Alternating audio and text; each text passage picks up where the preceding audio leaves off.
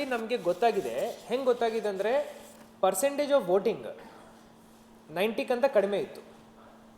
Urban ಏರಿಯಾನಲ್ಲಿ percentage of voting 65-70 ಕಡಿಮೆ ಇತ್ತು. ಈ ಪೀಪಲ್ ಅವಾಗ ವೋಟ್ ಮಾಡಲಿಲ್ಲ ಅಂತ ನಾವು ಬ್ರಾಡ್ಲಿ ಅಂಡರ್ಸ್ಟ್ಯಾಂಡ್ ಮಾಡ್ಕೊಂಡಿದ್ದೀವಿ. ಆದರೆ ಅದನ್ನು ಹೆಂಗೆ ನಾವು ಆಧಾರದ ಬೇಸಿಸ್ ಮೇಲೆ ನೋಡಬೇಕು? SIR ಮುಖಾಂತರ. SIR ಅಲ್ಲಿ ಯಾರ್ಯಾರು ಜೀವಂತ ಇದ್ದಾರೆ ಅವ್ರ ಕಡೆ ನಾವು ಹೋಗಿ ಅವ್ರಿಗೆ ಫಾರ್ಮ್ ಕೊಟ್ಟು ಅವರಿಂದ ಸಹಿ ತಗೊಂಡು ವಾಪಸ್ ಬಂದು ಅವರನ್ನು ಚೆಕ್ ಮಾಡ್ಕೊಂಡಿದ್ದೀವಿ. ಹೌದು, ಇವರು ಇದ್ದಾರೆ, ಜೀವಂತ ಇದ್ದಾರೆ, ಶಿಫ್ಟ್ ಆಗಲಿಲ್ಲ, ಇಲ್ಲೇ ಇದ್ದಾರೆ. ಒಬ್ಬರು ಒಂದು ಪೋಲಿಂಗ್ ಸ್ಟೇಷನಲ್ಲಿ ವೋಟರ್ ಆಗಬೇಕಂದ್ರೆ ಸಿಟಿಸನ್ ಆಫ್ ಇಂಡಿಯಾ ಆಗಿರ್ಬೇಕು, 18 ವರ್ಷ ಮೇಲೆ ಇರಬೇಕು, ಕೆಳಗಡೆ ಇರಬಾರ್ದು. ಮೂರನೇದು ordinary resident of that polling booth and constituency ಇರಬೇಕು, ಅಂದರೆ ಮೂಲತಃ ಆ ಕಾನ್ಸ್ಟಿಟ್ಯೂಯೆನ್ಸಿ ನಿವಾಸಿ ಇರಬೇಕು. 4ನೇ ಪರ್ಸನ್ ಆಫ್ ಸೌಂಡ್ ಮೈಂಡ್ ಇರಬೇಕು, ಅಂದರೆ ಮೆಂಟಲ್ ಕೆಪಾಸಿಟಿ ಚೆನ್ನಾಗಿರ್ಬೇಕು. ಈ 4 ಐಟಮ್ಸ್ ಇರುತ್ತೆ.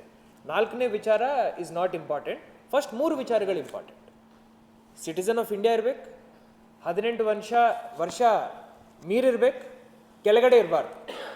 ಮೂರನೇದು ordinary resident of that constituency ಆಗಿರ್ಬೇಕು. ಈ 3 ಪಾಯಿಂಟ್ಸ್ನ ನಾವು SIR ಅಲ್ಲಿ ಚೆಕ್ ಮಾಡ್ಕೊಂಡಿದ್ವಿ. ಚೆಕ್ ಮಾಡಿದ ನಂತರ ಯಾರು ಉಳಿದಿದ್ದಾರೆ ಅವನ್ನು ಕ್ರಾಸ್ ವೆರಿಫೈ ಮಾಡಿದ್ವಿ. ಹೌದು, ಇವರಿಲ್ಲ, ಇಲ್ಲಿಲ್ಲ. ಇಲ್ಲ ಅಂದರೆ ಇಲ್ಲಿ ಆಬ್ಸೆಂಟಾ ಶಿಫ್ಟೆಡಾ? ಆಬ್ಸೆಂಟ್ ಅಂದರೆ ಈಗ ಸದ್ಯಕ್ಕಿಲ್ಲ, ಶಿಫ್ಟೆಡ್ ಅಂದರೆ ಈಗ ಇಲ್ಲೇ ಇಲ್ಲ, ಬೇರೆ ಕಡೆ ಎಲ್ಲೋ ಹೋಗಿಬಿಟ್ಟಿದ್ದಾರೆ. ಸೊ ಅಲ್ಲಿ ನಾವು ಲೋಕಲ್ ವಿಚಾರ ಮಾಡಿ ಮಹಜರ್ ಮಾಡಿಕೊಂಡು ಸ್ವಲ್ಪ ಪ್ರಾಸೆಸ್ ಮಾಡಿ ಅವರನ್ನು ಈ ಲಿಸ್ಟಲ್ಲಿ ಹಾಕಿದ್ದೀವಿ. ಡೂಪ್ಲಿಕೇಟ್ ಅಂದರೆ ಏನು? ಒಂದೇ ಮತದಾರರ ಪಟ್ಟಿ ಪೋಲಿಂಗ್ ಸ್ಟೇಷನಲ್ಲಿ ಅವರ ಹೆಸರು 2 ಸತಿ ಬರುತ್ತೆ, ಅದು ಕ್ಲಿಯರ್ ಕಟ್. ಡಬಲ್ ಬಂದಿದೆ ಅಂದರೆ ಒಂದು ಸತಿ ಹೆಸರು ತೆಗಿಬೇಕು. ಆ ಥರ ಆಬ್ಸೆಂಟಿ, ಶಿಫ್ಟೆಡ್, ಡೆತ್ ಹಾಗೂ ಡೂಪ್ಲಿಕೇಟ್ 4 ಕ್ಯಾಟಗರಿ ಮಾಡಿಕೊಂಡು ಇದನ್ನು ನಾವು ಮತ್ತೆ ವೆರಿಫೈ ಮಾಡಲಿಕ್ಕೆ ಈ SIR ಪ್ರಾಸೆಸ್ನು ನಾವು ಉಪಯೋಗ ಮಾಡ್ತೀವಿ. ಈಗ ಆಧಾರ್ ಮ್ಯಾಂಡೇಟ್ರಿ ಇಲ್ಲ, ಬಟ್ ಆಧಾರ್ ಲಿಂಕ್ ಮಾಡ್ತಾ ಇದ್ವಿ.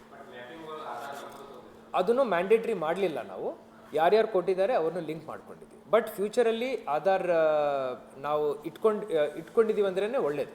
ನಮಗೆ ಬೇರೆ ಕಡೆ ಅವರು ಎಲ್ಲಾದರೂ ಶಿಫ್ಟ್ ಆಗಿದ್ದಾರೆ ಅಂದರೆ ಆಧಾರ್ ಪ್ರಕಾರ ಟ್ರ್ಯಾಕ್ ಮಾಡೋದು ಈಸಿ ಆಗುತ್ತೆ.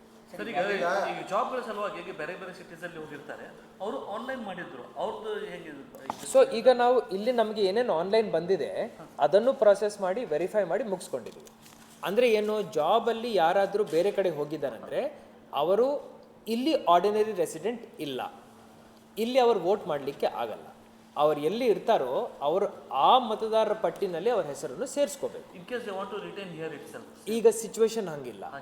ಈಗ ರೂಲ್ ಪ್ರಕಾರನು ಯಾರು ಎಲ್ಲಿ ವಾಸ ಮಾಡ್ತಾರೆ ಅಲ್ಲಿ ಅವರು ರಿಜಿಸ್ಟರ್ ಮಾಡ್ಕೋಬೇಕು.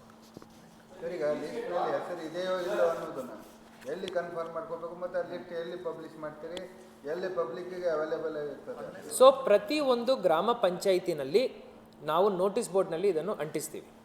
ಸೆಕೆಂಡ್ ಥಿಂಗ್ ಏನಂದರೆ, ಪ್ರತಿ ಕಾರ್ಪೊರೇಷನಲ್ಲಿ ವಾರ್ಡ್ ಲಿಮಿಟಲ್ಲಿ ನಾವು ಒಂದು ಮೇನ್ ಸ್ಪಾಟಲ್ಲಿ ನಾವು ಇದನ್ನು ಅಂಟಿಸ್ತೀವಿ. ಈಸಿಯೆಸ್ಟ್ ಥಿಂಗ್, ಈಗ ಎಲ್ಲರ ಕಡೆ ಫೋನ್ಸ್ ಇದ್ದಾವೆ, ಈಸಿಯೆಸ್ಟ್ ಥಿಂಗ್ ಏನಂದರೆ ನಮ್ಮ ವೆಬ್ಸೈಟಲ್ಲಿ ತಾವು ಚೆಕ್ ಮಾಡ್ಕೊಳ್ಳಿ.